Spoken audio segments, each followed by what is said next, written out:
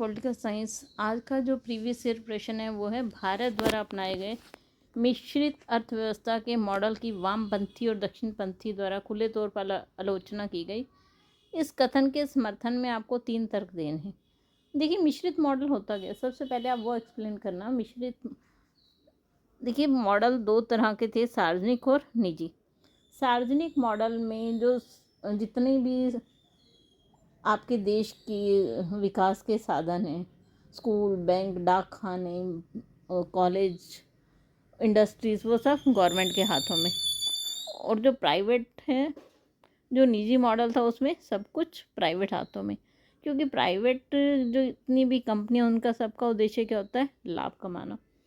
तो जो भारत है उसने ना तो सार्वजनिक मॉडल ना ही निजी, बल्कि दोनों का मिश्रण, एक मिश्रित मॉडल को अपनाया। मतलब कुछ चीज़ें जो लोगों के कल्याण से संबंधित हैं वो सरकारी हाथों में, और कुछ चीज़ें प्राइवेट हाथों में सौंपी गई।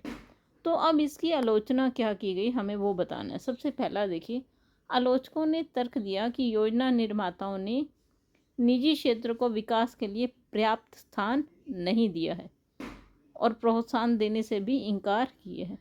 वो ये मानते थे उन्होंने ज़्यादा चीज़ें सार्वजनिक क्षेत्र को दे दी हैं।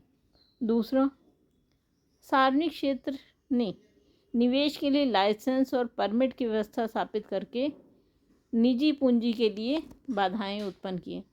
मतलब जो गवर्नमेंट की प्रोजेक्ट लग रहे हैं उन्हें तो इजीली लाइसेंस मिल जाए, और जो प्राइवेट है उन्हें लाइसेंस मिलने में दिक्कत हो, ऐसा दक्षिणपंथी और वामपंथियों ने सरकार पर आरोप लगाया। तीसरा आरोप उन्होंने क्या दिया कि सरकार ने माल के आयात पर प्रतिबंध लगा दिया है।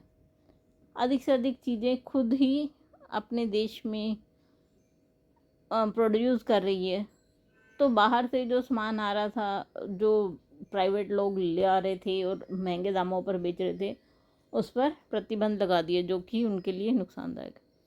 चौथा तर्क क्या दिया, राज्य ने सार्वजनिक शिक्षा और स्वास्थ्य देखभाल के लिए, मतलब ये चीज़ें सार्वजनिक हाथों में रखी है, लेकिन इनके लिए सरकार अधिक पैसा खर्च नहीं कर रही, ऐसा दक्षिणपंथी और वामपंथियों ने आरोप लगाया।